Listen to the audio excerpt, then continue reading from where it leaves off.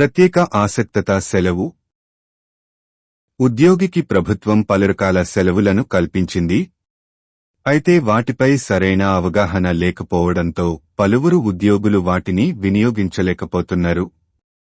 కొన్ని ప్రత్యేక పరిస్థితుల్లో అర్ధ వేతనంతో అనారోగ్యం బారిన పడితే దానికి ఉద్దేశించిన సెలవును వినియోగించుకునే వెసులుబాటు ఉంది. వీటన్నింటికన్నా ముఖ్యమైనది విధి నిర్వహణలో ప్రమాదం బారిన పడితే ప్రత్యేక సెలవులు వాడుకునే అవకాశం ప్రభుత్వ ఉద్యోగులకు, ఉపాధ్యాయులకు కల్పించింది. దీని వివరాలను ఉద్యోగులు, ఉపాధ్యాయుల సమాచారార్థం కొత్తగా ప్రవేశపెట్టిన ఈ ప్రమాద సెలవులను డిజేబుల్డ్ అసక్తత సెలవు అంటారు అని అంటారు. ఇతర సెలవులతో సంబంధం లేకుండా దీనిని వినియోగించుకోవచ్చు.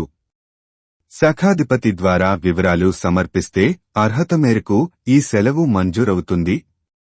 ప్రమాదం బారినపడి విధులకు హాజరు కాలేని పరిస్థితుల్లో మెడికల్ లీవు బదులు ఈ సెలవు వాడుకునే వీలుంటుంది. దీంతోపాటు దీర్ఘకాలం పాటు జీతం పొందే అవకాశం ఉంది. ఈ ప్రమాద ప్రత్యేక సెలవులపై ఉద్యోగులకు పెద్దగా అవగాహన ఉండకపోవడంతో విధి నిర్వహణలో ప్రమాదాల బారిన పడితే మెడికల్ లీవ్ వాడేస్తుంటారు. కొత్తగా ప్రవేశపెట్టిన ఈ సెలవుపై సంబంధిత శాఖాధిపతులు ఉద్యోగులకు అవగాహన కల్పిస్తేనే మేలు జరుగుతుంది. ఈ అసక్తత సెలవులు మంజూరు చేసుకుంటే మెడికల్ లీవ్స్ పెట్టాల్సిన అవసరం ఉండదు. ప్రత్యేక ప్రమాద సెలవు నిబంధనలు.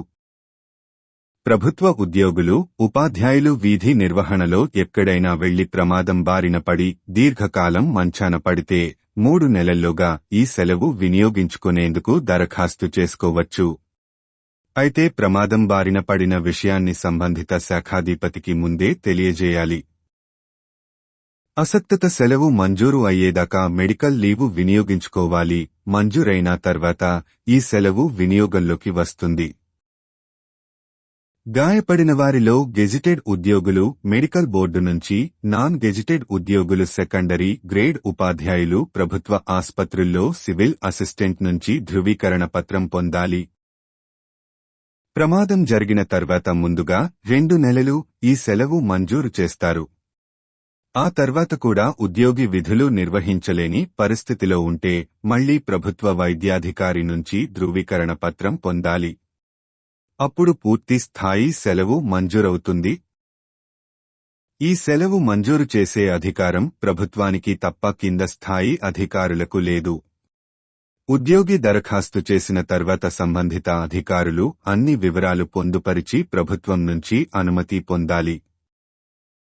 ఉద్యోగి ఈ ప్రత్యేక సెలవుల్లో 120 రోజులు పూర్తి జీతం చెల్లిస్తారు.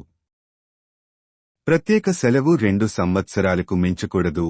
ఆ తర్వాత ఇంకా సెలవు అవసరం అయితే ఉద్యోగికి ఉన్న ఇతర సెలవులను వినియోగించుకోవాలి.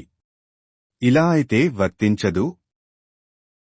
విధి నిర్వహణ ముగిశాక పనిచేస్తున్న కార్యాలయం నుంచి ఇంటికి వెళ్తున్న సమయంలో ఎటువంటి ప్రమాదం జరిగినా ఈ సెలవులు మంజూరు చేయరు. ఇతర సెలవులను మాత్రమే వాడుకోవాలి. పనిచేస్తున్న కార్యాలయ శాఖాధిపతి ధృవపత్రం లేకపోతే వర్తించదు. ఉద్యోగి సీఏల్లో ఉన్నప్పుడు ప్రమాదం బారిన పడినా ప్రత్యేక సెలవు మంజూరు చేయరు. విధులకు హాజరైన అనుమతితో వ్యక్తిగత పనులపై బయటికి వెళ్లినప్పుడు ప్రమాదం జరిగిన ఈ ప్రమాద ఆసక్తగత సెలవును మంజూరు చేయరు.